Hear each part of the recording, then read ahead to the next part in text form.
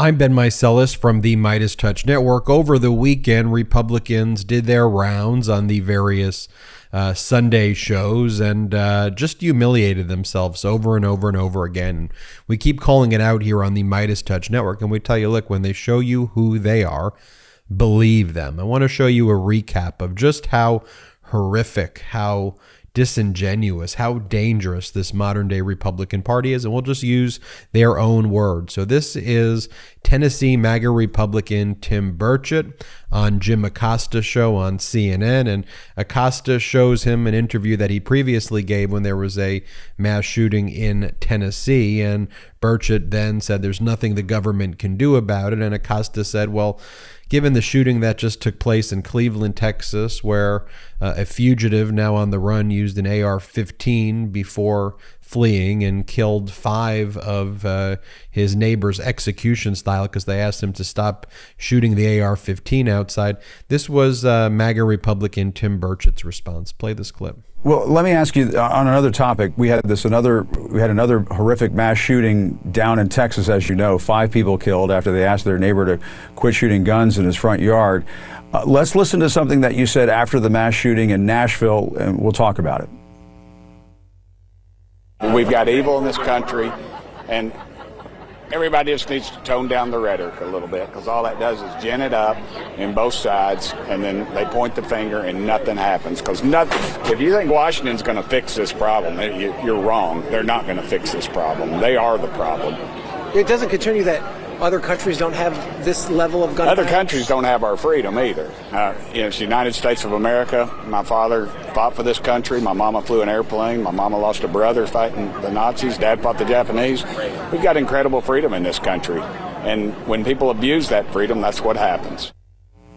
Congressman, getting back to when you were saying that Washington's not going to fix this, a lot of people listen at home to that, and I mean, you like to speak, plain English to folks. A lot of people listen to what you just said and said, wait a minute, it is your job to fix this, and it's unacceptable to have mass shooting after mass shooting after mass shooting. Why not fix this? Get together with the Democrats and get it done. Well, it happens a lot, Jim. That was cut off a little bit. I was probably speaking more from a Christian perspective. I also went on and said we need real revival in this country. I feel like we've turned from the Lord, and I know that maybe makes people's heads spin off sometimes when they hear somebody like that me say that. But it's just the lady. There's Christianity in other countries, and they don't have mass shootings. Well, they don't have our freedom either. They don't have a Second Amendment and also you want to. What happens what about is that you'll say, point? we'll take away But what about that point that you should be the ones to fix it? To say, well, we're not going to fix anything here in Washington. That's your job. Okay. She broke over 20 laws. What law are you going to do? Now you have people that can print guns. One of the things I talk about here a lot on the MeidasTouch Network is this performative fascism, this performative language used by MAGA Republicans. They talk about Christian revival and freedom, and they use these words, but their conduct is directly in contravention to the words that they are using. And I always say, judge me by my conduct. If my words align with my conduct, then you can trust me. But when these MAGA Republicans talk about freedom, but then want to use government to control people's bodies, when they want to talk about religion, but have views that do not even treat human beings like humans, then you have to question what it is that they're saying. And I'll just give you an example. Talking about this shooting that took place in Cleveland, Texas, this is a message that Greg Abbott just put out. He goes, I've announced a $50,000 reward for info on the criminal who killed 5 illegal immigrants Friday. Also directed Operation Lone Star to be on the lookout. He can't even bring himself to call the individuals who were killed execution style human beings. He has to refer to them as, and disparagingly as illegal immigrants and make it about immigration policy. I mean, how despicable can you get? But moving on, I want to show you this next clip. This is from RNC chair, the chair of the Republican National Committee, Ronna McDaniel. And she just flat out lies. She goes, "We're not book banning here." Here, play the clip of Ronna McDaniel.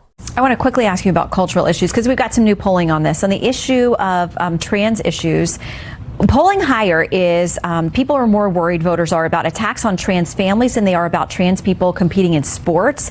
When asked about issues involving schools, the top concern you can see here was book banning. Now there's word major donor to the GOP, Peter Thiel, is unhappy and is going to hold his money out because he doesn't like these debates about abortion and trans and bathrooms and all of that. Are you worried that these cultural issues are hurting the GOP? Well, one, the Democrats are using this word book banning. You're seeing it a lot. You saw it on Biden's launch. That's a lie. There isn't book banning. What Republicans are doing are protecting our children and parental rights and saying 5-year-olds shouldn't be reading sexually explicit material. Ron DeSantis went in front of cameras and read some of these books, and the news stations had to go away because the material was so explicit. But now we know their game plan, right? We can have a conversation about issues, and really what it is about is parents should have a say in what's happening with our kids.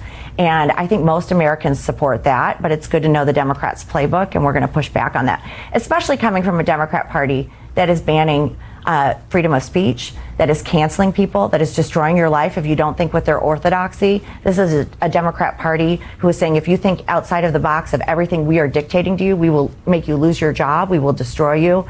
So they're banning people. They're banning freedom of speech and freedom of thought. Republicans are protecting children. You know, one thing to always point out about Ronna McDaniel is that she used to use her maiden name Romney, but because Donald Trump won't let her use it, she doesn't even call herself Romney anymore because that offended Donald Trump. And then she just like lies at the end, and she's just like, well, she lies the whole time. She's like, Republicans aren't banning books. That's a lie. Democrats are banning your speech. Democrats are not banning your speech. Democrats are big proponents of free speech. The issue becomes when you use your speech to incite violence, when you use your speech to commit crimes, when you use your speech to hate people, other people who don't like that can criticize you. You know, the very essence of the First Amendment is that the United States government is not going to arrest you or jail you or take adverse action against you. By the way, even if you say hateful things, that changes when your hate becomes violence. But setting that aside, if you go and say hateful, extremely disgusting things, and private citizens criticize you for that, that's not canceling. That's holding you accountable for saying racist and disgusting things. Look, just be a decent human being. I mean, whenever they talk about like, oh, they canceled this person on Twitter or that person on Twitter, you know, it's often people who are spreading dangerous disinformation about COVID, or people who are trying to post sex shaming videos, or people who are posting racist and hateful and xenophobic things, or spreading disinformation. And it's like, you know, if someone goes into a movie theater or goes into a private place and starts shouting horrific things, they could be told to leave that place. And in a forum, we don't want to hear people spreading hate. It's just, come on, it's not a free speech issue for private people to say, hey, can you stop saying racist things, please? But of course, that's how the MAGA Republicans want to conflate things. This is Ron Johnson, MAGA Republican from Wisconsin, saying just like horrific, just like all ad hominem attacks. Like, oh, he goes, the Biden family is a sleazy family. Here, play this clip. Yeah, now Joe Biden wants to finish the job. What? What job? Destroying America? Because that's what path he's put this country on. It is scandalous. This is a sleazy family. They're a corrupt family. They need to be held accountable. I don't even know why the media gives this guy attention. If you're going to give him attention, call him out for the extremist, radical purveyor of disinformation that he is, like we do here on the MeidasTouch Network, the way we call him up, Vivek Ramaswamy. And here he goes, we just got to shut down the FBI. Just he's a MAGA Republican. Just shut it down. And like, well, what do you want to do? Let's create an organization that just resembles the FBI. So basically what they want to do is they want to create an FBI that doesn't investigate domestic terrorists who identify as MAGA Republicans because the parties basically embraced these domestic terrorists. Here, play this clip. One of your big applause lines that is a bit of a head scratcher for me is defund the FBI. Yeah. So if you I didn't say defund the FBI. I said shut down the FBI and replace it with something new. Yeah. So you want to shut down the FBI? What are you replacing it with?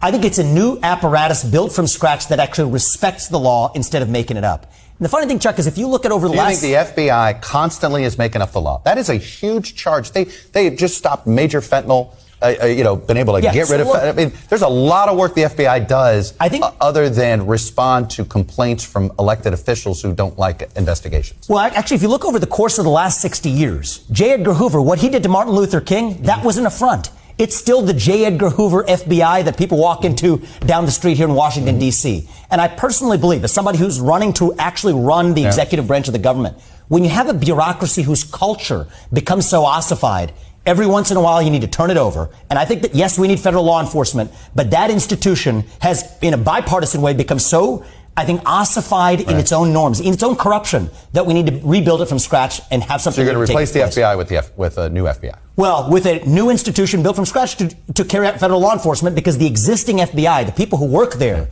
have worked there for so long that actually they're going to be getting in their own way. I think that that's actually important. And by the way, I also support it does sound like you're just replacing the FBI with the FBI. Talking about disastrous appearances, this is MAGA Republican Senator from Texas, Ted Cruz, just calls President Biden a terrorist because President Biden is saying we should do what we've done every year before, which is pass a clean debt ceiling bill. And while President Biden says, I'm happy to discuss your spending priorities, but you're not going to hold our nation hostage by not raising the debt ceiling, period, full stop. And this is what Ted Cruz says. Play this clip. And you know who didn't engage in this kind of irresponsible fear-mongering? Barack Obama, the president. He sent Joe in and said, let's reach a deal. Yeah. That Joe Biden from 2011 needs to come back, not the guy they got right now locked in the basement and a White House that's being run by 25-year-old radicals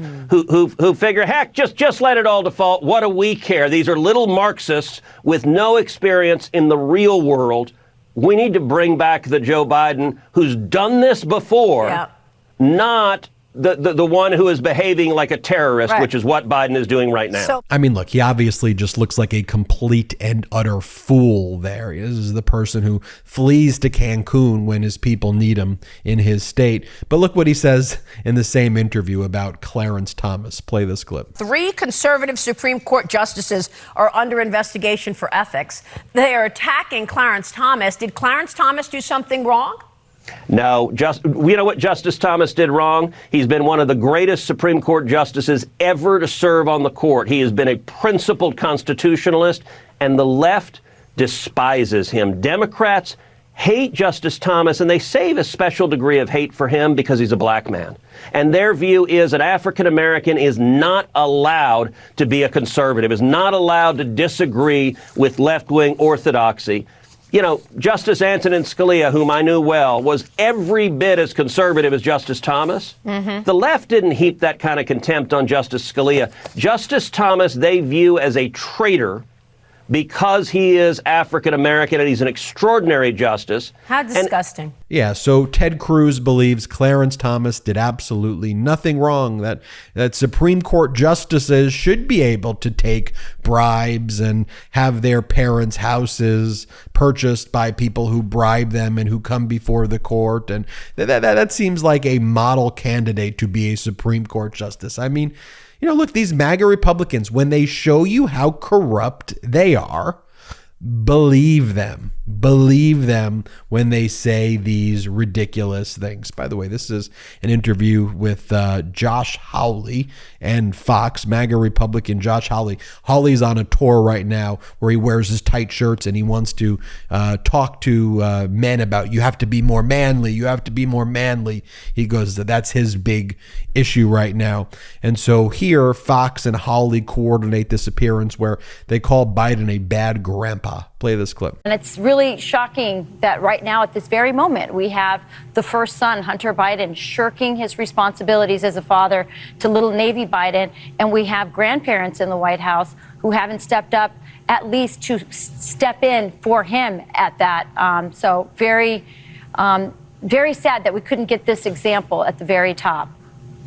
Well, and you make a great point about the need for dads everywhere, whether it's the first son, I guess, as his title may be, to any other son, any other man in America. If you've got kids, you need to provide for them. I like how they call President Biden a bad grandpa, and at the same time they idolize Donald Trump, someone who's paid hush money to a porn star when he and his new wife Melania just gave birth to their first son. They view Donald Trump as their hero, but they go after President Biden. Donald Trump, who's currently a defendant in the E. Jean Carroll trial, who's too big of a coward to even show up in federal court. Donald Trump, who's being investigated for multiple crimes. Donald Trump, who led an insurrection. But yeah, you've got fist bump Josh Hawley on there anyway. And this is what Fox, they say in the same interview where they call him, again, it's just like this like whiningness and just the disinformation spreading. This is about vaccines. Here, play this clip. We should have seen that in COVID, by the way. They didn't care what happened to our kids there either. They just wanted their vaccinations, their policies, and they wanted to shut down schools to make the point. And they didn't care about the children there and many of the vaccine injuries that happened to children as a result of it. Here is a clip of the MAGA Republican majority leader, Steve Scalise, talking about his relationship with Kevin McCarthy. Play this clip. Describe your relationship with McCarthy, please. We have a very strong, open relationship. We don't always agree on everything, but we have a very candid relationship. It's an interesting choice of words, saying that he and Kevin McCarthy have an open relationship. And here's an interview with from CNN, MAGA Republican Representative Tom Emmer. He's the majority whip for the MAGA Republicans in the House of Representatives. And he's confronted with the list, the way President Biden has prepared this. All of these MAGA Republicans who are voting against raising the debt ceiling unless they hold the nation hostage with these really like just egregious and outrageous cuts to like veterans and parents and kids, like basically everybody other than billionaires gets screwed. The billionaires on the MAGA Republican plan, they get their tax write-offs for private jets and yachts and offshore accounts. But hey, if you are a veteran, you get screwed. So just watch as MAGA Republican Tom Emmer is just confronted with the facts. Play the clip. Just quickly look deep inside what you did get passed this past week. The bill would cut all non-defense discretionary funding by 22%. That is a lot of money. And I want you to look at what the administration said it would mean just for your home state of Minnesota. Thousands would lose food, they say, rental assistance. They would pay more for college. Outpatient VA appointments for veterans could be cut. This will make a big difference if what you want, this bill, actually would become law. Big difference in the lives of Americans, especially those living paycheck to paycheck. What do you say to them? Well, I actually challenge it. You've got a president who was just told by the Washington Post that his claims on the deficit get 22 Pinocchios. They're just not true. And what you just said is just not true either, because you should scrutinize what the administration is talking about. What we did was you go back to FY22 baseline budgeting, Donna. That's just 4 months ago. That's just last year. And the budgeting, the level we're talking about was passed by Joe Biden and Nancy Pelosi.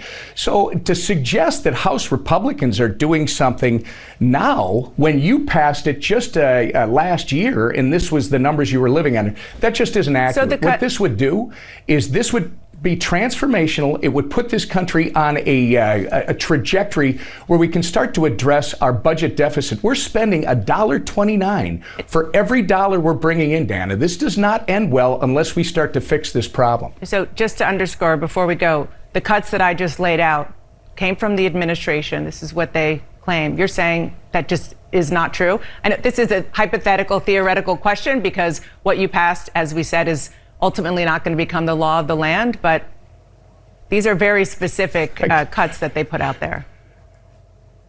Again, I know that's your opinion. I would hope this becomes the law of the land. And the use of cuts, these are spending reforms. And all we're doing is going back to the Biden-Pelosi budget of last year, that limit. And then with Joe Manchin's suggestion, limiting growth over the next decade by 1% annually. And in the same interview here, you have MAGA Republican Tom Emmer.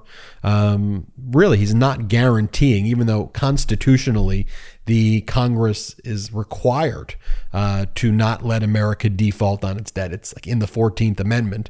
But here you'll see Tom Emmer say that, well, if Biden agrees to our terms, here, play this clip. The question that people are watching want to know the answer to is, can you guarantee as a leader in the United States Congress that the United States of America will not default on its debt? I can, assuming that our president and the Schumer Senate recognize the gravity of the problem. This is no longer about politics. We have passed a debt ceiling solution. We will not, House Republicans will not allow America to default on its debt. We showed that last week. The solution is in the Senate right now. Again, you pass that solution, that solves the problem. But by the way, where the president's going to get into it with the House is going to be over the appropriations process, because this is not the end of the job.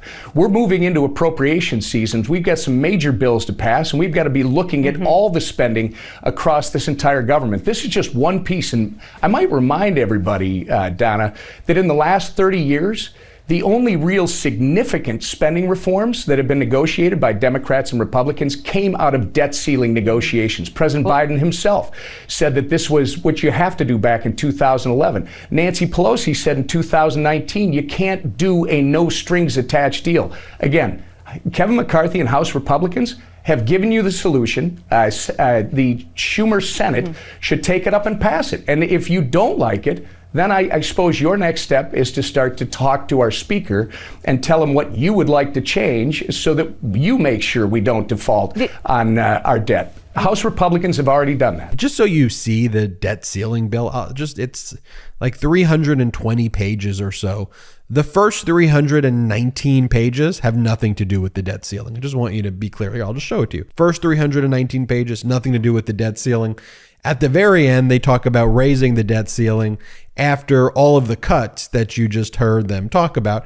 But in terms of the cuts that they want to have, which is just, these are facts. It's not like a debatable issue. I mean, you're talking about, cutting 330 million VA visits for veterans. 22% of the VA budget's going to be cut. Eliminate funding for housing choice vouchers for as many as 50,000 veterans. Kick 300,000 kids off of child care and Head Start. Evict 400,000 families from their home. Kick 1 million seniors off Meals on Wheels. Kick 1 million mothers and children off of nutritional assistance programs. Close 125 air traffic control towers. Scale back rail safety inspections. Eliminate funding for 11,000 FBI personnel and 2,000 Border Patrol agents. Send manufacturing jobs overseas.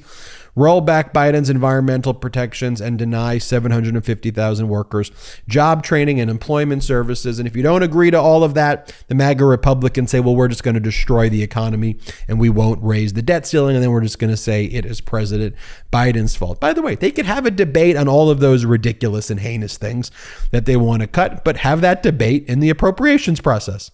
You don't make that contingent on whether or not you're going to raise the debt ceiling. You don't manufacture a cataclysmic crisis that could destroy our country unless you are a modern day MAGA Republican. But you see them in their own words, folks. They're telling you who they are. That's why we call them out like that here on the MeidasTouch Network. Thanks for watching this recap. Hit subscribe. We're on our way to 1.5 million subscribers thanks to your support. Help us get there by this summer. Hit subscribe on YouTube. It is free. Check us out at patreon.com/MeidasTouch, patreon.com/MeidasTouch if you want to help grow this independent media platform. No worries if you can't go there. And wherever you get your audio podcast, search for the MeidasTouch podcast. It is free to subscribe on your audio podcast. All right, hit subscribe on our YouTube channel. It is free. Have a great day. Love this video? Then you'll love the MeidasTouch podcast. Listen as my brothers and I break down the latest news and chat with top political leaders on the fastest growing pro-democracy podcast in the world. New episodes drop every Tuesday and Friday. Add the MeidasTouch podcast right now wherever you listen to your podcasts.